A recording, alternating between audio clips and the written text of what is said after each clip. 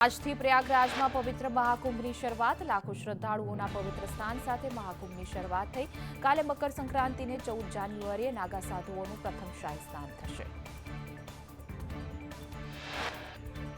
પ્રયાગરાજ મહાકુંભમાં લાખો માટે વ્યવસ્થા કરાઈ છે। મેડિકલ ઇમરજન્સી માટે વ્યવસ્થા કરવામાં આવી। શ્રદ્ધાળુઓ માટે હોસ્પિટલ, વ્હીલચેર સહિતની વ્યવસ્થાઓ ગોઠવવામાં આવી છે। એક્સપર્ટ ડોક્ટર સહિતની ટીમ 24 કલાક તૈનાત રહેશે।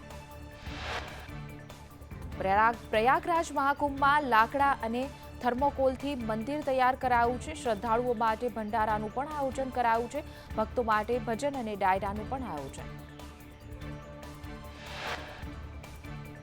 મહાકુંભમાં કિન્નર અખાડા ભાગ લઈ રહ્યા છે। કિન્નર અખાડા પણ મહાકુંભમાં શાહી સ્નાન કરશે। માં પવિત્રાનંદગીરીએ કહ્યું કે આ કુંભ મેળો ભવ્ય અને દિવ્ય રહેશે। દેવયાત્રા અને શાહી પેશવાઈ નીકળશે। પ્રયાગરાજ મહાકુંભમાં ઉદાસી પંચાયતી અખાડાના સાધુઓએ રેવડી કાઢી। મંત દુર્ગાદાસજીના વડપણ હેઠળ સેંકડો સંતોએ મહાકુંભમાં પ્રવેશ કર્યો। પ્રયાગરાજમાં મહાકુંભની સુરક્ષા માટે ઘોડેસવાર પોલીસ જવાનો તૈનાત છે। મુખ્ય માર્ગ પર ઘોડેસવાર પોલીસ જવાનોએ પેટ્રોલિંગ કર્યું। સુરતથી મહાકુંભ મેળામાં જતી ટ્રેન પર પથ્થરમારો થયો। મહારાષ્ટ્રના જલગાંવ પાસેનો આ બનાવ। તાપ્તી ગંગા એક્સપ્રેસ ટ્રેનની બારીના કાચ તૂટ્યા। મુસાફરોમાં ભયનો માહોલ। દિલ્હી વિધાનસભા ચૂંટણીમાં પૂર્વ મંત્રી સ્મૃતિ ઈરાનીની એન્ટ્રી। કહ્યું કે આમ આદમી પાર્ટીએ ઘૂસણખોરોને દિલ્હીમાં ઘર વસાવી આપ્યું। આસામની કોલસાની ખાણમાં રેસ્ક્યુનો 7મો દિવસ। 4 મજૂરો હજુ પણ ફસાયેલા છે। 5 મજૂરોના મૃતદેહ મળી આવ્યા હતા। ખાણમાં જળસ્તરમાં 15 મીટરનો ઘટાડો થયો। કર્ણાટકના કોપ્પલમાં પારંપરિક ચન્નાબસેશ્વર સ્વામી જાત્રા મહોત્સવનું આયોજન કરાયું। આ પારંપરિક જાત્રા મહોત્સવમાં મોટી સંખ્યામાં જનમેદની ઉમટી। રાજ્યમાં ફરીથી કડકડતી ઠંડીનો રાઉન્ડ શરૂ। પવનની ગતિમાં વધારો થતા વધ્યું ઠંડીનું જોર। પવન 15 થી 20 કિલોમીટર ઝડપે ફૂંકાતા વધી ઠંડી। લઘુત્તમ તાપમાનમાં 2 થી 3 ડિગ્રીનો ઘટાડો નોંધાયો।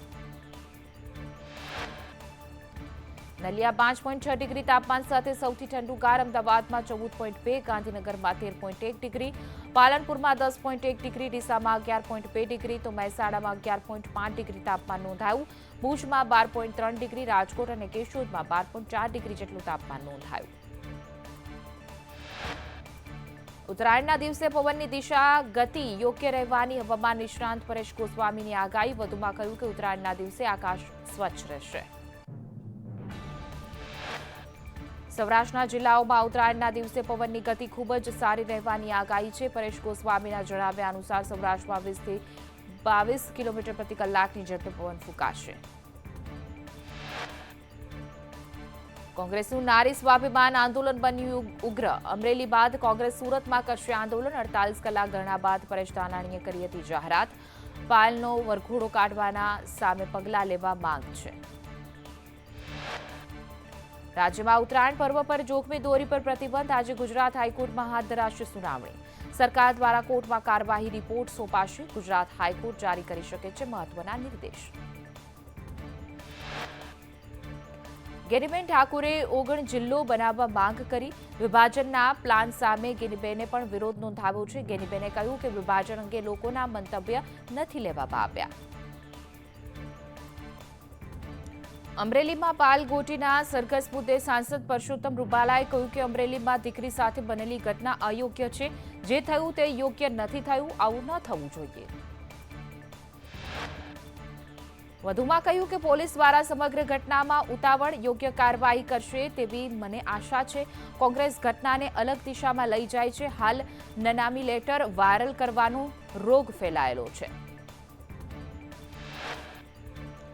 અમરેલી લેટર કાંડમાં પાલગોટીને રૂપાલાના નિવેદન પર પ્રતાપ દુધાતની પ્રતિક્રિયા। પરસોત્તમ રૂપાલાના નિવેદનને દુધાતે આવકાર્યું। પીડિત મામલે પોલીસની સાક્ષી રહી ગઈ।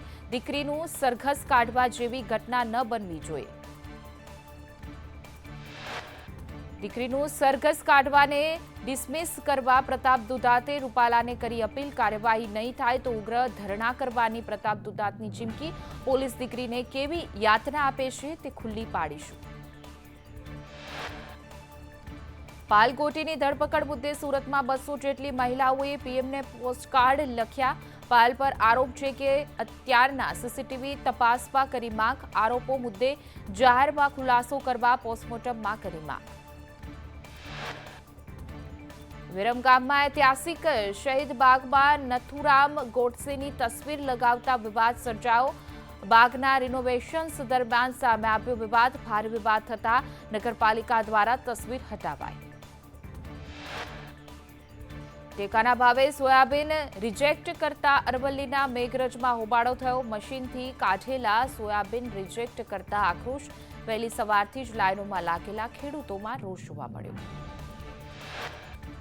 દ્વારકા જિલ્લામાં સતત બીજા દિવસે ડિમોલેશન. 2 દિવસમાં 80 ગેરકાયદે દબાણો દૂર કરાયા છે. 15 જેટલા ગેરકાયદે દબાણો દૂર કરાયા.